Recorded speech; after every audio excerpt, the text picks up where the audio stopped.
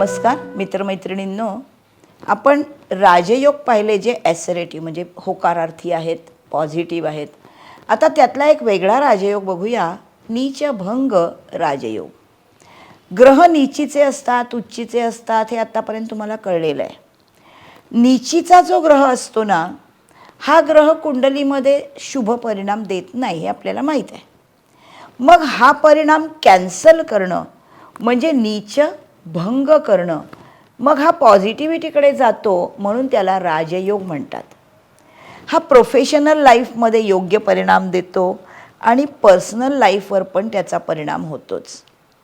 रवी समजा कुंडलीमध्ये नीचीचा असेल, रवी हा मुळातच आत्मविश्वास म्हणजे इगो, सेल्फ एंटिटी आणि पॉझिटिव्हिटी, आपली जीवनशक्ती या सगळ्याचा कारक आहे. रिलेशनशिपमध्ये पर्सनल आणि प्रोफेशनल दोन्हीमध्ये या नीचीच्या रवीचा परिणाम होतो. हा नीचीचा काय असतो तर रवी तूळ राशीमध्ये म्हणजे शुक्राच्या राशीमध्ये, मूल त्रिकोण आहे शुक्राची तूळ रास, 0 ते 10 अंशापर्यंत नीचीचे परिणाम देतो. का नीचीचा होतो तुळेमध्ये? तर तूळ रास ही समाजाची रास आहे. रवी हा राजा आहे, तो सर्वसामान्य माणसांबरोबर कसा राहील, इतरांबरोबर मार्केट प्लेसमध्ये असलेला. मग इथे पार्टनरबरोबर सप्तम स्थानाचा हा शुक्रस्वामी असल्यामुळे नीचीचा जेव्हा शुक्राच्या राशीत होतो तेव्हा पार्टनरबरोबरच्या नात्याचा तो कारक आहे शुक्र. मग इथे कॉन्फ्लिक्ट, आत्मविश्वास जाणं, लग्नानंतर एकमेकामध्ये बेबनाव होणं, अशा गोष्टी दिसू शकतात. उच्चीच्या रवीला हे मुळातच माहिती आहे की तो उच्च आहे आणि तो अधिकारपद आहे, कंट्रोल आहे. मग हा राजयोग, नीचभंग राजयोग म्हणजे या रवीचा नीचपणा कॅन्सल होणं ही चांगली गोष्ट आहे रवीसाठी. पण पर्सनल लाईफमध्ये रवी जिथे आहे ना, तिथे मात्र तो सफरिंग देतो. थोडक्यात म्हणजे नीचीचा ग्रह जरी त्याचा नीचभंग होत असला तरीसुद्धा तो जिथे नीचीचा आहे तिथे नीचीचेच परिणाम देतो. त्याच्या दृष्टी जिथे पडतात तिथे तो नीच दृष्टीने बघत नाही. रवी नीचीचा झाला तरच तो समोर बघणार आहे 7व्या स्थानावर त्याच्यापासून. तर हा नीचीचा रवी जर त्याचा नीचभंग झाला तर त्याच्या समोरच्या स्थानावर तो नीचीची दृष्टीचा टाकत नाही. पण हा जर दशमात नीचीचा झाला तर त्याचं वडिलांशी जवळीक नसते. बाहेरच्या जगामध्ये दशमस्थान हे बाहेरच्या जगातल्या करिअरचं स्थान आहे. मग इथे कॉन्फिडन्स नसतो माणसाला. इतरांशी कायम बाहेरच्या जगात हा माणूस बचावाचा पवित्रा घेतो. अगदी काल परवा मी एक पुरुषाची कुंडली पाहिली आहे. त्याचं कर्क लग्न आहे आणि लग्नामध्ये चंद्र आणि त्याच्याबरोबर मंगळ आहे. आता हा मंगळ नीचीचा झाला आहे, पण चंद्र त्याचा स्वामीच तिथे आल्यामुळे त्याचा नीचभंग झाला आहे. पण लग्न स्थानामध्ये तो नीचीचेच परिणाम देतो. तो बघणार आहे चतुर्थावर, सप्तमावर, अष्टमावर, तिथे नीचीने बघत नाही, पण लग्नामध्ये तो नीचीचे परिणाम देतो. म्हणजे काय होतं माहीत आहे, हा माणूस एखादी गोष्ट करायचं म्हणून ठरवतो, पण ते डिटर्मिनेशन त्याचं राहत नाही. त्याला त्या गोष्टीमध्ये काम करताना तो कच खातो, मागे येतो. कारण मंगळ हा महत्त्वाकांक्षेचा ग्रह आहे, तो लीडरशिपचा ग्रह आहे, तो नेहमी लोकांच्या पुढे असणारा आणि सत्ता गाजवणारा आणि स्वतःचं स्वत्व असा तो ध्वज आहे. पण तसं मंगळ करू शकत नाही, कारण तो नीचीचा झाल्यामुळे ऐन वेळेला तो माघार घेतो. असा मंगळ नीचीचा पुरुषाच्या कुंडलीत असणं चांगलं नाही की नाही? कारण मंगळ हा पुरुष ग्रह आहे. नीचीचा रवी, नीचीचा मंगळ, नीचीचा शुक्र, पुरुषाच्या कुंडलीमध्ये हे ग्रह नीचीचे असणं हे चांगलं नाही. कारण शुक्र हा शुक्र जंतूंचा कारक आहे. रवी आणि मंगळ हे पुरुष ग्रह आहेत, पुरुषाच्या कुंडलीला शोभा देणारे ग्रह आहेत. त्यांनी नीचीचं होऊन कसं चालेल? नीचीच्या ग्रहाचा नीचभंग होण्यासाठी काही अजून निकष असे आहेत. नीचीचा ग्रह जो आहे हा जर उपचय स्थानामध्ये आहे, म्हणजे 3, 6, 10, 11 या स्थानामध्ये नीचीचा झालेला आहे. आणि त्यांचा जो स्वामी आहे, नीचीचा ग्रह, जो ग्रह नीचीचा आहे तो स्वतःच्या घरी नीचीचा होणारच नाही आहे. मग त्याचा जो स्वामी आहे तो जर कुंडलीमध्ये केंद्र किंवा त्रिकोणामध्ये असेल तर 100% नीचभंग राजयोग होतो, कारण त्याच्या स्वामीला बळ मिळालं आहे. तसंच मग इथे जेव्हा त्याचा नीचभंग झाला आहे त्यावेळेला महत्त्वाचा परिणाम कुठे दिसतो तर त्याच्या महादशेमध्ये दिसतो. प्रत्येक ग्रहाची महादशा ज्या ग्रहाची असते तो ग्रह त्या महादशेच्या तेवढी वर्ष त्या माणसावर कंट्रोल ठेवून असतो. अजून एक नियम असा आहे की जर हा नीचभंग झालेला जो ग्रह आहे हा नीचभंग 4, 8, 12 या मोक्ष त्रिकोणाच्या स्थानामध्ये झाला तर हा नीचीचा ग्रह अशुभ ग्रह होतो, म्हणजे 2 वेळा मायनस होतो. त्यामुळे हा राजयोग उत्तम आहे. नीचीचा चंद्र जर कुंडलीमध्ये असेल म्हणजे वृश्चिक राशीमध्ये पहिल्या 3 अंशामध्ये, पण वृश्चिक राशीमध्ये चंद्र नीचीचा होणं हे तसं चंद्राला फार कमीपणा आणणारं नाही. का नाही? कारण वृश्चिक राशी चंद्राच्या मित्राची म्हणजे मंगळाची रास आहे आणि इथे नीचीचा होणारा 3 अंशातला चंद्र हा विशाखा 4 मध्ये आहे.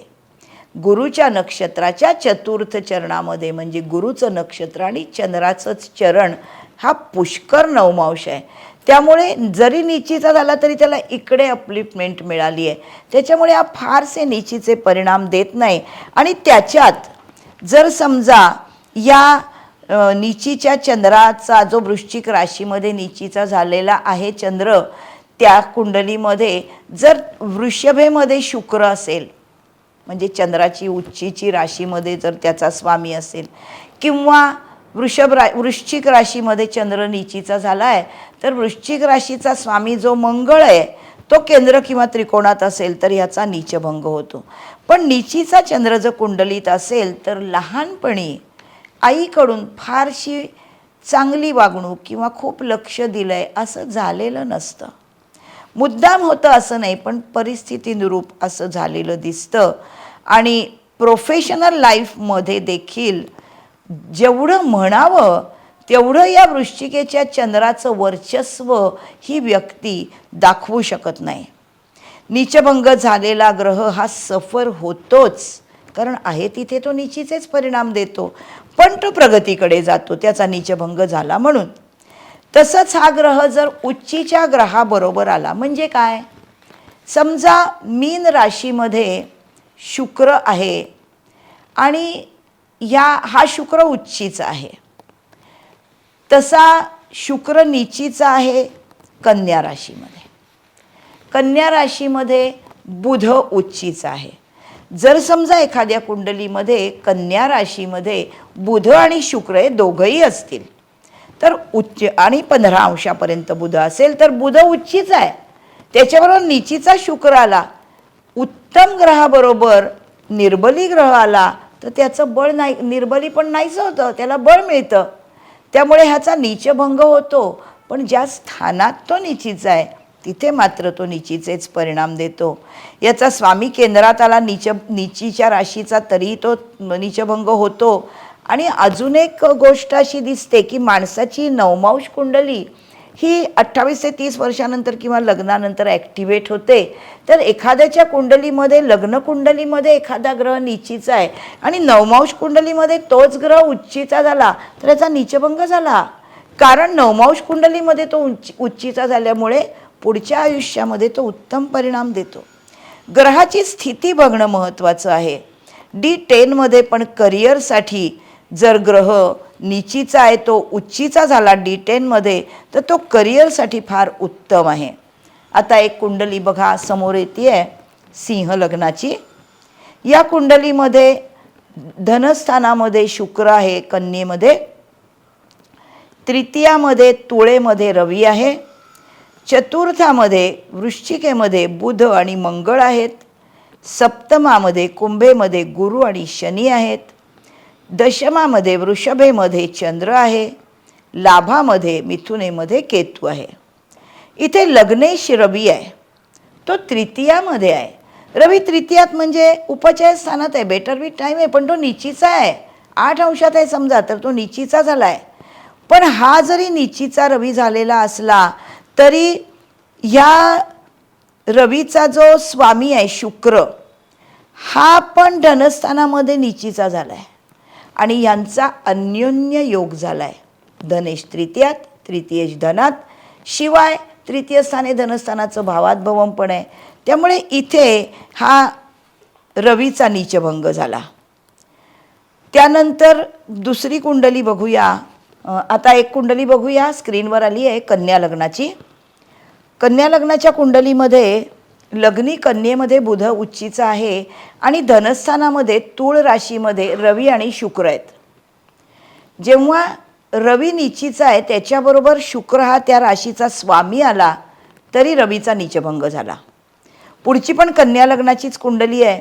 धनस्थानामध्ये उच्चीचा शनी आहे, तृतीयामध्ये चंद्र आणि शुक्र आहेत तूळ राशी वृश्चिक राशीमध्ये, नंतर दशमामध्ये आहे मिथुनेमध्ये मंगळ. आता या कुंडलीमध्ये वृश्चिक राशीमध्ये असलेला चंद्र हा नीचीचा आहे, पण वृश्चिक राशीचा स्वामी मंगळ हा लग्नापासून केंद्रात आहे दशमात, म्हणजे त्यामुळे या चंद्राचा नीचभंग झाला. त्याच्या पुढची कन्या लग्नाचीच कुंडली आहे.